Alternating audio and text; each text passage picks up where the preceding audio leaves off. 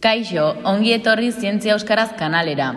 Gaurkoan deribatuen arteko eragiketak azaldu eta landuko ditugu. Horretarako lehenik eta behin formula batzuk ikusiko ditugu eta hobeto ulertzeko adibide batzuk egingo ditugu. Hasteko bi funtzioen arteko gehiketaren deribatua ikusiko dugu. Hau oso erraza da. Egin behar dugun gauza bakarra da funtzio bakoitza deribatu eta gero biak gehitu. Orain adibide bat ikusiko dugu hobeto ulertzeko. Kasu honetan, zeta isa funtzioa sinu isa gehi zazpi isa berriru da. Beraz, f isa funtzioa sinu isa izango da eta gehi isa funtzioa zazpi isa berriru. Beraz, formula jarraituz, lehenik eta behin f isaren deribatua egingo dugu. Hau da, sinu isaren deribatua kosinu isa dela. Eta bestaldetik, zazpi isa berriruren deribatua, zazpi bider iru isa berbi dela. Hau da, 21 isa berbi. Orain ikus dezagun kenketa. Kenketa egiteko batuketaren formula erabiliko dugu. Kontuan izan da, gehi isa negatiboa izango dugula. Orain kenketarentzako adibide bat egingo dugu. Demagun gure zeta isa funtzioa e ber isa ken bost isa berlau dela. Kasu honetan, f isa e ber isa izango da eta g isa minus bost isa berlau. Beraz, f isaren deribatua e ber isa izango da eta g isaren deribatua minus hogei isa berriru. Eta gehiketa denez, bi deribatuak gehituko ditugu. Hau da, emaitza e berrisa ken hogei isa berriru izanik. Orain, bi funtzioren biderketa deribatzen ikasiko dugu. Hau batuketa eta kenketa baina zailagoa dela esan daiteke. Izan ere, ez da lehenengoaren deribatua bigarrenaren deribatua egitea. Baizik eta honako formula hau jarraitu behar da.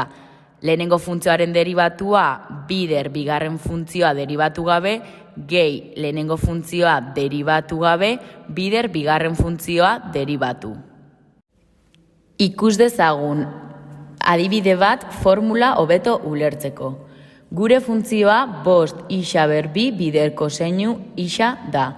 Hau da, f isa bost isa berbi da eta g isa kosinu isa. Beraz, lehenik eta behin deriba dezagun bost isa berbi, 10 isa. Eta kosinu isa deribatuz, minus sinu isa lortzen dugu. Beraz, funtzio bakoitzaren deribatua izanik orain aplika dezagun formula. Hau da, lehenengoaren deribatua, 10 isa. Bider kosinu isa deribatu gabe, kosinu isa. Gehi lehenengoa deribatu gabe, hau da, bost isa berbi, bider bigarren funtzioaren deribatua, minus sinu isa. Azkenik zatiketa azalduko dugu. Hemen ere bi funtzio zatitzen ditugunean formula bat izango dugu. Demagun a funtzioa zati b funtzioa daukagula. Hurrengoa egingo dugu. Lehenengo funtzioaren deribatua bigarren funtzioa deribatu gabe, ken lehenengo funtzioa deribatu gabe, bigarren funtzioa deribatuta eta hori dena zati bigarren funtzioa karratura eginez. Ikus dezagun adibide bat hobeto ulertzeko. Gure funtzioa hiru isa berbi gehi lau zati sinu isa da. Hau da, gure a funtzioa hiru isa berbi gehi lau da eta gure b funtzioa sinu isa. Beraz, haren deribatua 6 isa izango da eta beren deribatua kosinu isa.